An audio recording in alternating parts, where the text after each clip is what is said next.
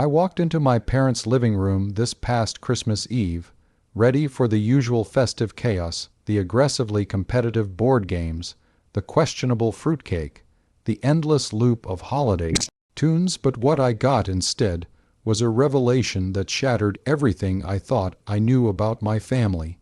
It wasn't just a secret, it was a military-grade, generations-long cover-up, and it exploded right in my face, leaving me feeling like an orphan in my own home. I'm talking about 2 decades of carefully constructed lies unraveling over a plate of burnt gingerbread cookies. My question to you is this: when your entire identity is based on a lie your parents told to protect you, are they heroes or are they villains? Seriously, tell me in the comments, was I wrong for feeling betrayed, even though their secret was born of duty? Let me start from the beginning, because you have to understand the context.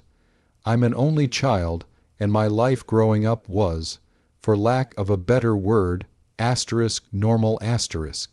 Boringly, wonderfully normal.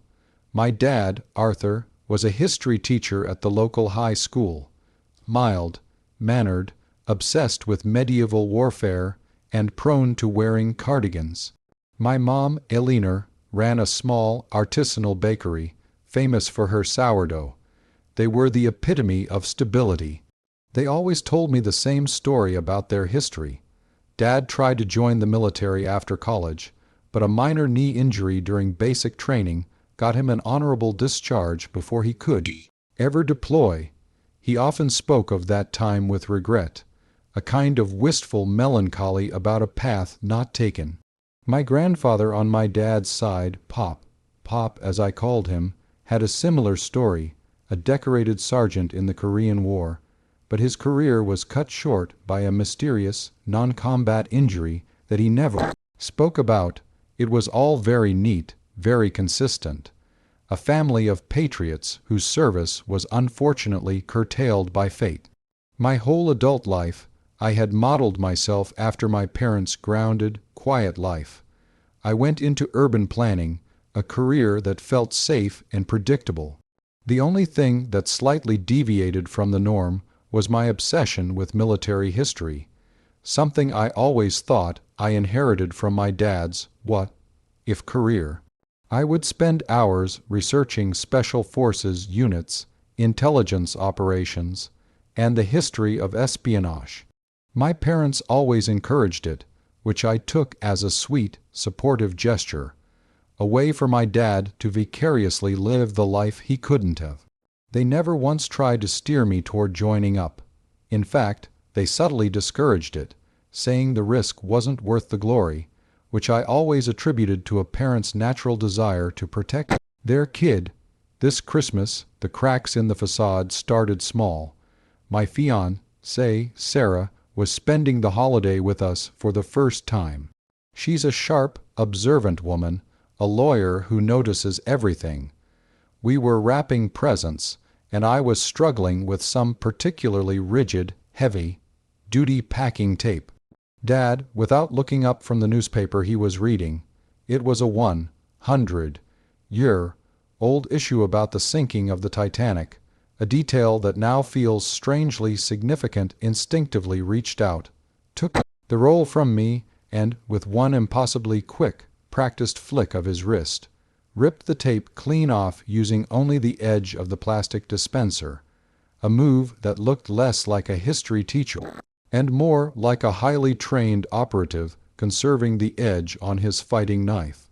Sarah's eyes went wide, remaining natural, but before she could say anything, every newspaper with SATEPM, UTTERS CMUS, habit from my student days, son. Always be efficient. I brushed it off, but the seed of doubt was planted. Then, at the Christmas Eve dinner, the real event happened. Mom was carving the roast, a task she usually approached with the gentle precision of a baker kneading dough. But this time, she was moving with a terrifying, almost surgical speed. She was using a cheap carving set I'd bought them years ago, one with notoriously flimsy, dull knives, Yet, she was slicing through that roast with a liquid grace, a concentration that was intense and almost scary. Pop, who usually stayed silent and a little sleepy at dinner, had one too many glasses of sherry. Sarah, trying to be polite, asked him about his military service. Pop, my fiancé told me you were a decorated sergeant in the Korean War before your injury. What was your unit? Pop chuckled, a dry, rasping sound. Unit? Oh, we didn't have units like that, dear. We had teams. Very small teams. He took another gulp of sherry. Arthur, tell the girl about the time you jumped out of the helicopter over the Black Sea. The room went absolutely silent. The only sound was the crackling fire and the awful, thick silence of three people who had just been caught committing a crime. My mom's hand froze mid-slice, the carving knife suspended in the air. Dad's face, the mild, familiar face of a man who grades term papers, turned the color of ash. I looked at my dad, whose knee injury had supposedly kept him out of the service, and then back at Pop, whose eyes were now wide with the sudden, terrible realization of what he'd said. Dad, my father hissed, a sound so low and venomous I barely recognized his voice. The Black Sea is a lovely place for a vacation. Pop just shook his head, the alcohol giving him a terrifying bravery. No, son. It's time the boy knew. The oath is released when the danger is gone. And the danger has been gone for 20 years, ever since you retired. He looked directly at me. Your father didn't hurt his knee in basic training, son. He was shot in the knee during a covert extraction mission in the Balkans. Your mother didn't just bake bread. She was his communications specialist and psychological warfare expert. And me, I wasn't just a sergeant. I was the one who recruited them both into the agency. I sat there, staring, the world tilting. The knee injury was a lie. The bakery was a cover. The history teacher was a disguise. My parents, the most boringly dependable people on the planet, were spies. Not just spies, but a multi-generational legacy of covert operatives, belonging to a secret Black Ops branch of the American intelligence community, so hidden they didn't even have a publicly recognized name. My father's obsession with medieval warfare wasn't academic. It was tradecraft. He was studying ancient siege tactics to apply to modern-day infiltration. My mother's sourdough starter wasn't just a beloved recipe. It was a secure, coded communication device, a seemingly innocuous item that could pass through any checkpoint. My whole life, every single decision, every narrative I'd been given, was meticulously crafted fiction. The arguments that followed were brutal. My mother, in tears, explained that the lie was necessary after their final, explosive mission, the one where my father was shot. They realized the only way to truly escape the ghosts of their past and the perpetual threat of retaliation was to completely disappear, to adopt an entirely new identity. They moved across the country, changed their names slightly, but enough for official records, and built the mundane life they thought would protect me, their child. The oath they took wasn't just to their country, but an internal, highly secret one to their handlers. They would maintain the cover story for life, unless their safety or my own was compromised. Pop's loose tongue had triggered the release, the moment of compromise they had always dreaded. I felt a cold rage. It wasn't about the danger, it was about the profound, soul-deep deception. I had spent my entire life thinking my parents were just mom and dad, but they were Arthur and Eleanor, agents with code names, scars, and a past steeped in violence and classified information. I looked at Sarah, who was staring at the table, probably rethinking her entire relationship with me. A man whose lineage was apparently MI6 meets the born identity, so that's the situation I was in, trapped in a suburban living room with a former operative, a former comms specialist, and a tipsy grandfather who had just blown up my reality. I had to Make a choice. Accept this mind-boggling, cinematic truth, or walk away from the people who had sacrificed their real lives to give me a safe, fake one. Before I tell you what happened next, I want you to pause and comment below what you would have done in my shoes. Would you have forgiven them for the lie, knowing it was to protect you, or would the betrayal be too deep? The next day, Christmas morning, was the climax of the story. I couldn't sleep. I found my father in his home office, not grading papers, but hunched over a heavy, locked steel box. He saw me, sighed, and unlocked it. Inside were not history books, but passports in different names, stacks of foreign currency, a satellite phone, and 3 nondescript silver dog tags. He picked up one. This was the last mission, he said, his voice flat and weary.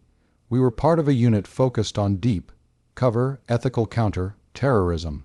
The kind of work that never makes the news because if it did, the geopolitical repercussions would be catastrophic. We took an internal oath, a personal one, that if we ever found peace, we would cling to it with everything we had. He looked at me, really looked at me, for the first time in my life, and I saw a man, not a teacher. We didn't want this life for you, son. The cost is too high. The moment they force you to lie to the person you love most in the world, you realize you've already lost the battle. He went on to explain the specific, highly detailed nature of their mission. They weren't just running around with guns. They were intelligence architects, building networks and dismantling threats from the inside. My mother's baking was a cover for running a complex global encryption system hidden in the metadata of their artisanal bakery website, a digital sourdough starter that fed their comms network. My grandfather's injury was a cover for a deep, cover assassination mission that went sideways. The dog tag my father held belonged to his best friend, who didn't make it out of the Balkans. Every morning, he said, his eyes welling up for the first time, I put on this stupid cardigan and went to teach kids about the Peloponnesian War, and every minute of it, I was thankful I was safe, and you were safe. The aftermath wasn't dramatic. There was no enemy agent kicking down the door. It was quiet, devastating realization. I didn't yell anymore. I didn't storm out. I finally understood the sheer magnitude of the sacrifice they had made. They hadn't lied to hurt me. They had essentially killed their own identities to become the stable, boring parents I needed. The betrayal I felt was slowly replaced by a profound, terrifying respect. My parents weren't history enthusiasts. They made history, then buried it for my sake. I forgave them. It was a slow, painful process, but I did. Sarah, surprisingly, took it well. Her first reaction was, "This explains why your dad keeps a first-aid kit in the glove box with suture thread and not just band-aids. My life hasn't changed outwardly, but inwardly, everything is different." I look at my father's hands, the ones that used to help me with my algebra homework, and I see the hands of a man who once carried a dying comrade out of a war zone.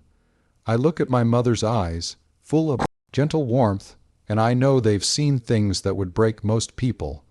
I now understand why they never pushed me into the military. They knew the true cost of the uniform.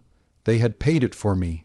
They also passed on a few family heirlooms, a series of investment codes, a safe deposit box key that is actually a digital skeleton key, and a very serious warning to never, ever be predictable. The moral of this story is that the greatest acts of patriotism and sacrifice aren't always seen on the battlefield. Sometimes they are lived out quietly in a suburban bakery, in a high school classroom. They traded the glory of service for the simple, uncelebrated duty of parenthood. The military oath they truly honored was the one to protect their family, even if it meant lying to the one they loved most. My family's Secret Service history was revealed not through a dramatic confrontation, but through a clumsy moment over Christmas dinner, and it gave me back a truth far more profound than the one they had constructed for me. I'm still processing it all.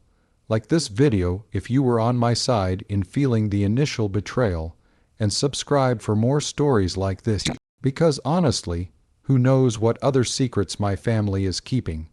Share your final thoughts on this whole mess in the comments section, and let me know how you would approach Christmas dinner this year.